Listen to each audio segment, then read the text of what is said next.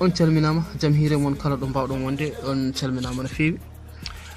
bandiraɓe kesam hesam e dow YouTube on bismama bisimilla moɗon e wadde aimé e kala vidéo garɗo mbaɗon aimé kadi mbaɗon commenté kala ko paman hen namɗon eyi kadi kala application mo kalɗen haala mum eɗen kewi wadde lien de téléchargement mum tawa hay sa yahan Play Store sa ñoƴƴi less vidéo ɗo tan a yiyande lien de téléchargement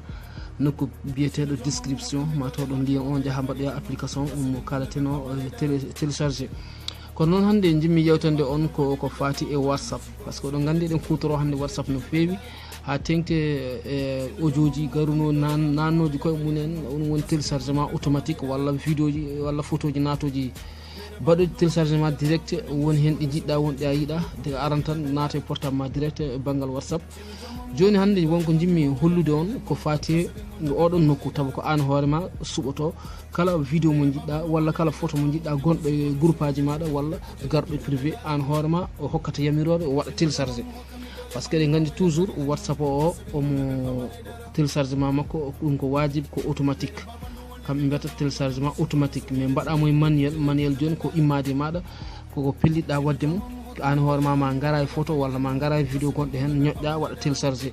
so a ƴeemi tan ko ɗum ɓurata nafde en no fewi a yiyan message uji men cumata e mere par ce que won audio ji goɗɗi nan toon a heeɗima ɗi groupe aji kewɗi kono gara kadi tawama o waɗi téléchargé bo tawa nafoore ala hen ko yiiɗi fuu tafo en natan e nder WhatsApp kollen bandiraɓe oɗon mini holɗo heedi WhatsApp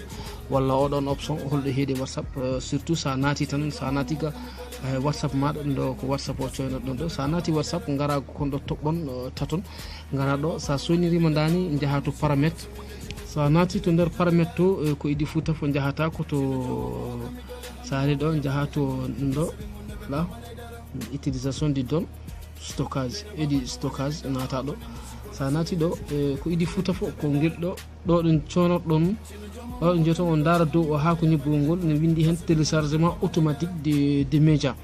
média woni photo ji walla vidéo ji walla vocal walla ko nande hono munen walla document ji ɗum ɗon foof ko média wiyete sa naati ɗon mbaɗa dani ɗiɗo joni tawata ko ini loggi hen dani ene waɗa ok kono sa tawri ni joni tawata ko ene waɗa tous les médias donc tous les médias tawata ko an won hen vidéo ji ɗa yiɗani wadde téléchargé aɗa jogui pelle eɗen gandi pelle men goɗɗo yimɓe ne mbawi weddade hen aɗa wawi wondude ɗo yimɓe jeegomo nder fedde wotere kono ɓe ɓama audio goto walla vidéo goto ɓe beddo e pelle ɗe pop an ɗum wontanma e audio ji walla vidéo ji gonɗiɗi laabi no foti e nder portable maɗa pour ne pas que ɗi mbaɗa téléchargé e nder portable maɗa il suffit sa naati oɗo nokku tan ɗo ɗo jiiɗa téléchargement automatique ɗo ɗo jiiɗa ɗo tan natta sa naati ɗo tan guitta sa ittiri dani mbaɗa ok nana windi ɗon aucune média hay goto natta automatique so wona noon keɓɗa wifi an golliro wifi o an hoorema an golliro wifi o sa yiiɗa waɗa ko ni tan mbatta a waɗan décroché mbaɗa ok kala message garɗo koma an hoorema ñoƴƴa hen junggo ma nde o waɗa téléchargé a yiide ko ɗum woni hunde wonde fayida no fewi ɗum ala so tawi jiɗɗa photo ji so gari direct yo nat hay sa memani ɗi ñoƴƴira dani so jiɗɗa kadi ko vidéo ji ñoƴƴira dani mbaɗa ok kono sa yiɗa hay gotel nanna hen hoore muɗum ni tan mbatta woni mbaɗa crochet ok hay goto natta caggal nde a ñoƴƴani ɗum message uji ma noon ne mbawi arde ha keewa ene mbawi arde haade keewa kono hay goto natata so ɗi gari tan ɗi darata ko an hoorema hokkata ɗi lawol ɗi naata ko wona ɗum ko eɗen ɓeyda hen seeɗa stockage oɗo utilisation voilà utilisation du stockage oɗo sa natirimo dani joni stockage o fof ko ɗon woni sa teskima kala kala feddema ɓurde hewde e audio ji a yiyat kañum woni ko yaltata dow ga so en teskima tan daari ɗo 51,7 fedde nde ɗo ko ɗum woni kono jogui fedde ɗimmere nde ko 8,2 méga ɗum ɗon foof ko nokkuji ɓamoji place e portable uji meɗen walla e carte mémoire uji meɗen sa soynirima dani tan surtout minem rutto hen mo holla on sa naati ɗo stockage walla stockage oɗo ko utilisation de stockage ɗo ko enregistrement e dow portable walla ko dow carte mémoire ɗum ɗo noon ko réseau ɗo kam memetake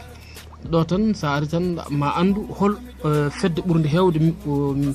ɓurde ɓamde place no fewi e portable ma hen ɗo tan gandata woni naata fedde nde momta nden noon so ko wona ɗum ko jinnomi hen ɓeydande on seeɗa tan ko WhatsApp o ko nokku baɗowo vibration par ce que toujours so portable maɗa ene waɗa vivré yawat ko waɗi déchargé toujours sa ari hen tan sa yi ɗo ina waɗi ni tan batta ko désactivé ko dow ɗon ndemteɗa ko ɓuuri hewde hen ko ɗo ɓe tawata par défi guitta par défi tan mbaɗa désactivé kala ɗo tawɗan waɗi vibration guitta ɗum kadi ina walla portable maɗa wawde ɓoydude jeyeng ko wona ɗum ko gara dow ga onon daara gueɗo jeyeng ɗo gustamo famɗi foof yo aro wona ha 30% walla 40% kono woɓɓe ne gara ha ɗo ɗum ɗon foof ina suma jeyenge no fewi nden noon toujours ko famɗi foof waɗmo 50% ɗum woni ko wawata wadde économie kono min noon min cuɓimi ko hedde 20% walla 30%. voilà bandiraɓe tedduɓe ko ɗum ɗo woni ko jinnoɗen hullude bandiraɓe